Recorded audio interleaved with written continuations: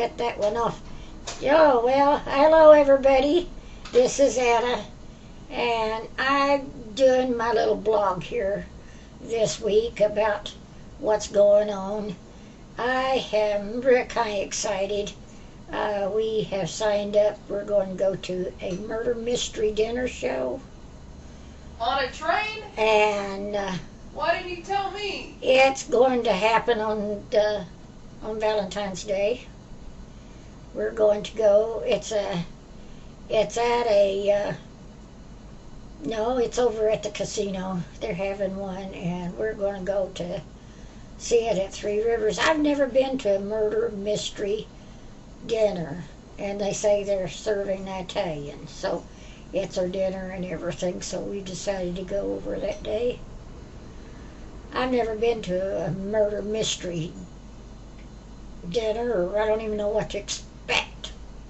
So anyway, I guess it's supposed to be a murder. You're supposed to solve it or something during it. And then in March, we're going to go see Tony Orlando. Yeah, that old cuss. Yeah, I know he's back in mine and my husband's day, and he's getting old like we are, but anyway, I've never seen him in real person, and he's going to be. And so we're going to go see him in March. And then I can't remember the group now, but I'll tell you about it later. That's as far as I'm going to take you up today. And whenever I see the shows and find out what's going on, after I do it, I'll have to tell you all about it. You may not be interested in it, but I'll tell you about it. And I just got back today. My son's girlfriend had a complete hysterectomy, where she removed everything on the inside of her. And so we got up real early this morning around 4 o'clock and got ready and drove up there. We were up there by just before 7. She was taken back at 7:30. And she did all right. She's come out of it, but she's sleeping, and when she is awake, she's wanting something for pain or whatever. So anyway, the doctor, had a good talk with the doctor, and you know what?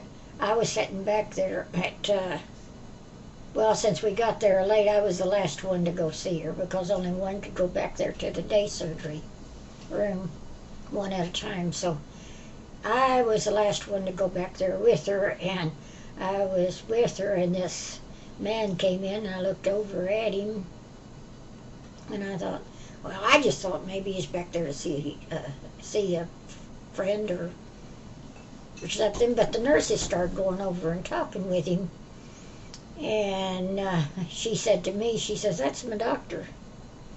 I says, "That's your doctor?" She said, "Yeah, that's my doctor." Well, lo and behold, she says he is the best doctor, and she has doctored with him for years, and she wouldn't have another doctor. That's it. Says he is really, really super good. And he's always done really well by her.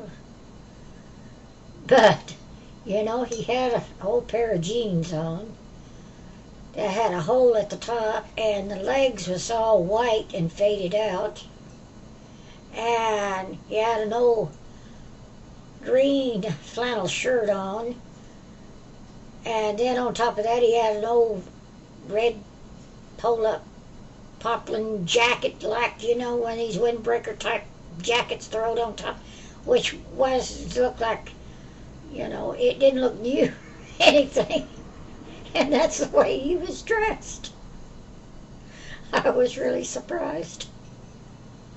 But anyway, when I went out, I was telling my husband and them, I said, and my son said, no, he'd never met her doctor. And I says, well, I'd met him, and he came over and we had a few words, but I said, you wouldn't know him. I said, I thought he was an old country person out of the country or something like that. They said, what do you mean? And I was telling them how he was dressed.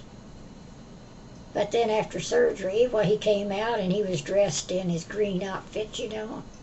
And he come and talked to all of us and everything, and he looked all right. But it was really weird. He went back in, and then we were sitting out until she could come out of recovery, and here he came out from that room, and here he had put back on his clothes, and I said, and I raised my arm and I waved, and he stopped and he looked and he waved back at me, and I said, looky there, to my husband, and he looked. I says, now, you see how he looks now, don't you? He says he's probably got a farm somewhere. He's probably going out to work on his farm. I said, well, maybe. But every other doctor that came in had slack pants, shirts and ties and jackets, and the shoes just shining. All the rest of them that you seen. So that was just something kind of weird to me today. But I have to say that she's getting along just fine, and they expect her to be fine. So outside of that, I'm sure glad I'm not back in Arkansas and Missouri and some of those places where I was born and everything, because I've been trying to get a hold of relatives. And I haven't been able to get a hold of some of them because of the ice. And one of the women that I got hold of, my cousin lives in Kennett, Missouri. She don't live about 15 or 20 miles. You know, it's on the Arkansas-Missouri border there. And anyway, she says that as what she's heard is that all the electrical wires and the poles too was all down for miles and miles and miles, and it would be at least 3 to a month before they'd ever have the electric back on.